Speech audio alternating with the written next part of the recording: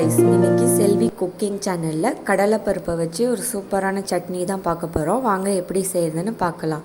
Stove on பண்ணிவிட்டு வானலில் 2 கரண்டி எண்ணெய் ஊற்றிக்கோங்க.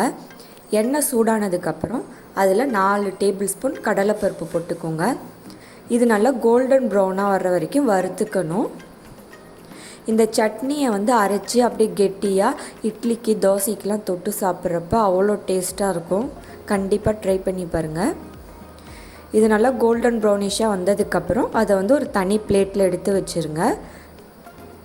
அதுக்கப்புறம் அதில் பச்சை மிளகா, வெங்காயம், பூண்டு இதெல்லாம் போட்டு நல்லா வதக்கிக்கணும். நான் 3 பச்சை மிளகா சேர்த்துருக்கேன். இதுவே கரெக்டான காரமாக இருக்கும். உங்களுக்கு பச்சை மிளகா காரமாக இருந்ததுன்னா உங்களுக்கு ஏற்ற மாதிரி காரம் மிளகா சேர்த்துக்கோங்க.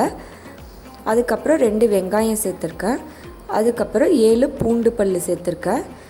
அப்புறம் ஒரு கொத்து கருவேப்பிலையில் சேர்த்துட்டு நல்லா வதக்கி விடுங்க.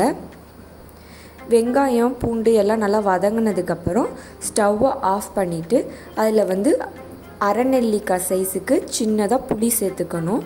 புளி அதிகமாக சேர்த்துறாதீங்க. அதிகமாக சேர்த்துட்டா சட்னி ஒரே புளிப்பாக போயிடும். புளி சின்னதாக சேர்த்துக்கோங்க. அதுக்கப்புறம் தேவையான அளவு உப்பு சேர்த்துக்கிட்டு வறுத்து வச்ச கடலைப்பருப்பை இதில் சேர்த்துட்டு ஆற வச்சுருங்க. இது நல்லா ஆறுனதுக்கப்புறம் மிக்சியில் போட்டு நல்லா ஃபைன் பேஸ்ட்டாக அரைச்சிக்கோங்க. அதுக்கப்புறம் தாளிப்பு பார்க்கலாம். ஸ்டவ் ஆன் பண்ணிவிட்டு 1 டேபிள் ஸ்பூன் எண்ணெய் ஊற்றிட்டு கடுகு, கடலைப்பருப்பு, ஒரு காஞ்ச மிளகா, அதுக்கப்புறம் கருவேப்பிலை இதெல்லாம் போட்டு தாளிச்சிட்டு சட்னியில் எடுத்து ஆட் பண்ணிக்கணும். ட்ரை பண்ணி பாருங்கள், நல்லா டேஸ்ட்டாக இருக்கும். எப்படி இருக்குன்னு கமெண்ட் பண்ணுங்கள். மறக்காமல் செல்வி குக்கிங் சேனலுக்கு சப்ஸ்கிரைப் பண்ணிவிடுங்க.